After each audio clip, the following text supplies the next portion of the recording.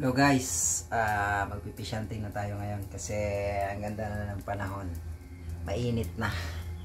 Tamang-tama na, malinaw na yung dagat at hindi na maadon. So, ang ganda na magpisyante ngayon. Samahan nyo ako guys. Maya-maya ng konti, magna-night spur fishing na tayo. So, let's go! Sama natin si Choco. Ito na naman tayo guys. Magpipisyante na naman tayo ngayong gabing ito. Samahan nyo pala ako guys. Napakaganda ng panahon ngayon. Sigurado ako napakaganda, maganda rin ang makuha natin ngayon. Let's dive. Ito nga, hindi nga tayo nagkamali.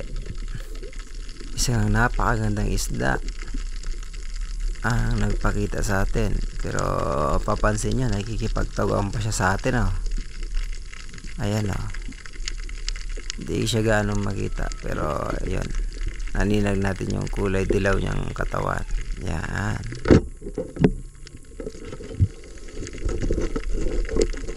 Yan. Isang talagbago. Yan, talagbago, kulay dilaw. Talagbago.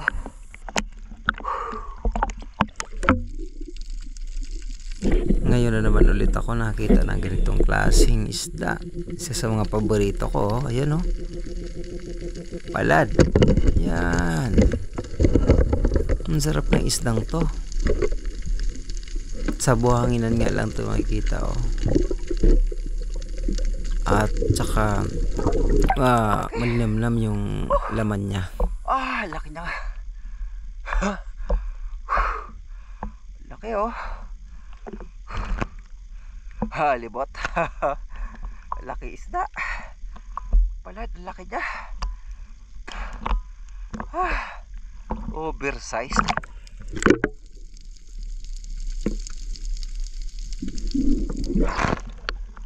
Laki. Laki tong huli ko. Tsaba. Dito guys, nakita tayo ng isang papatakas na marble grouper oh. Yan o, buti lang nakabangga siya sa bato at hindi siya nakaalis. Akala niya nakatago na siya.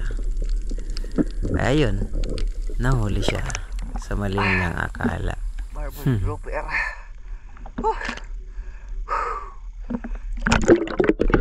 Dito sa napakagandang coral sa to, nakita tayo ng isang baraka.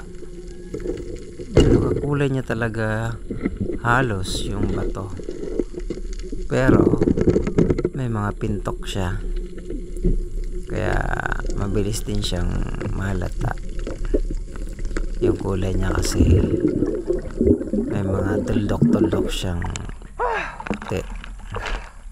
Ayan yung baraka. Naman tayo.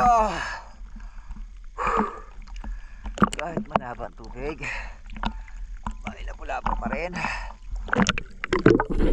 Ito nga guys, sa pamamana namin ay halos regular na o ordinaryo na lang yung makakuha ng ganitong klaseng isda o yung mamahaling lapu-lapong ito. Kasi dito talaga sa amin marami talaga yung mga ganitong klaseng isda. Ay, grouper. Buti nila marami grouper.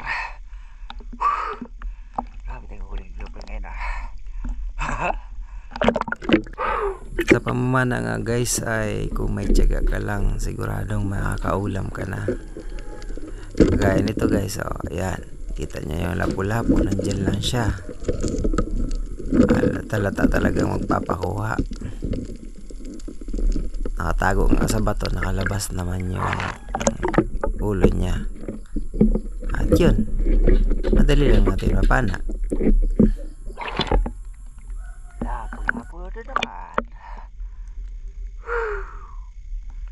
Ay, dami nating kulit tablapo ngayon, kataras. Dami rin kakaibang mga isda. Meron din tayo nakuha ang snapper, gaya nito.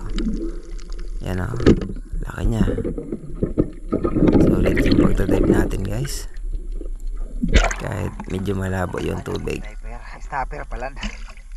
Nag-i-enjoy talaga tayo sa ganitong mga klaseng isda yung makuha natin. Ayos. Labo ng dagat. dagat.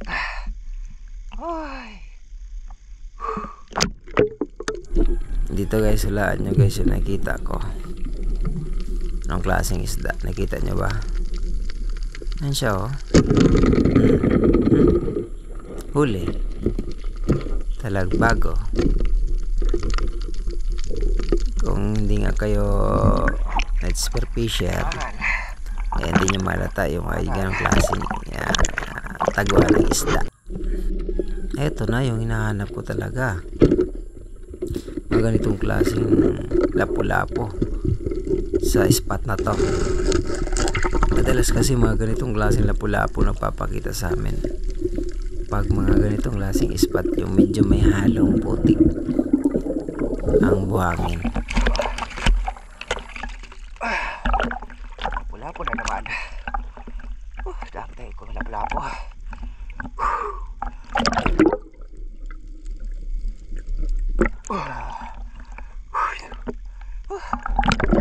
Dito guys, nagtaka ako kung bakit nakatago ang ganitong klaseng isda oh. Madalas naman nakakuha ng ganito hindi naman siya nakatago oh, yung sa marla to. Siguro natakot sa mga namamana na kagaya namin kaya tumago na din. Pero yun nga, nakita pa rin. Kaya huli. Kula. Kamba, bullseye. At meron pa tayong bonus. Isang pusit oh, laki. Yan. Wow. Huli natin yung pusit. Hanggang dito na nga lang guys yung video natin. Ayan oh. Sana nag-enjoy kayo. Ito yung makakuha natin oh. Konti nga lang siya. Pero mga first class din.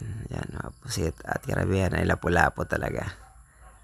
So salamat guys sa walang sawang pagsuporta at panonood ninyo. Kung nag-enjoy kayo sa video guys, huwag niyo naman kalimutan mag-like and subscribe sa ating channel. Salamat!